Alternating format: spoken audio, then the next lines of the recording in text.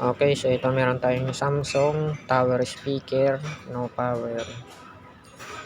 So yan, pinipindot natin yung power button. Ayun, ayaw talaga mag power on. So tingnan natin yung model. Ito yung model nito, Samsung. Tsaka nandyan na yung serial number tsaka model number.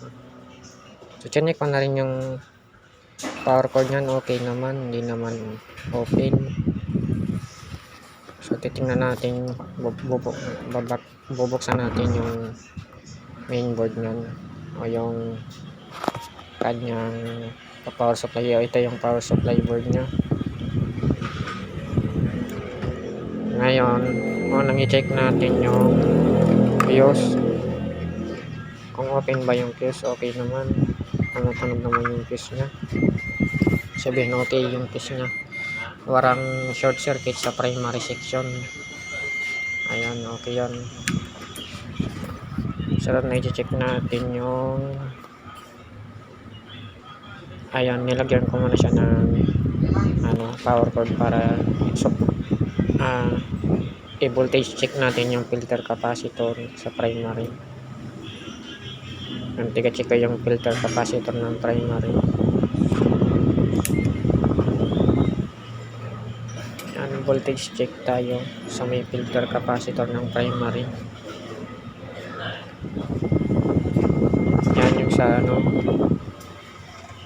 sa ayan, 278 volts yung sa primary na filter capacitor. Ibig sabihin buo yung primary. Okay yan. Sunod na i-check natin yung output.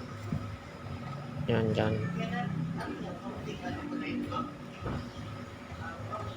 Discharge na. Bago tayo mag discharge muna natin yung filter capacitor. Tapos mag-check na tayo dito sa may standby supply dito after ng chopper transformer.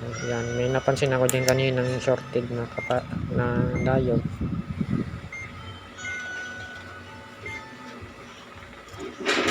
Yan, kapag isa sa no power yung unit, yan, i-check na din natin yung output.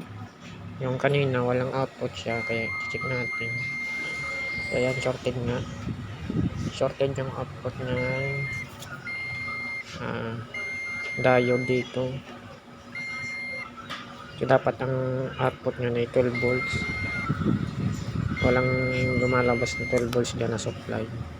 Okay, so ito, kailangan natin tanggalin yan, ihang pa isa-isa. So nakahang na yun na tatlo.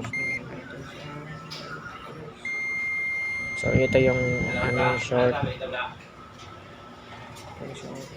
Ito okay to. Nestor sa panta.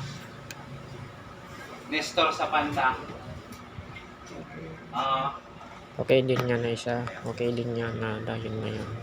So yun yung papalitan natin, yung isang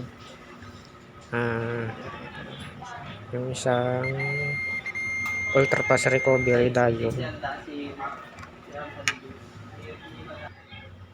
Dahil short circuit, short yan.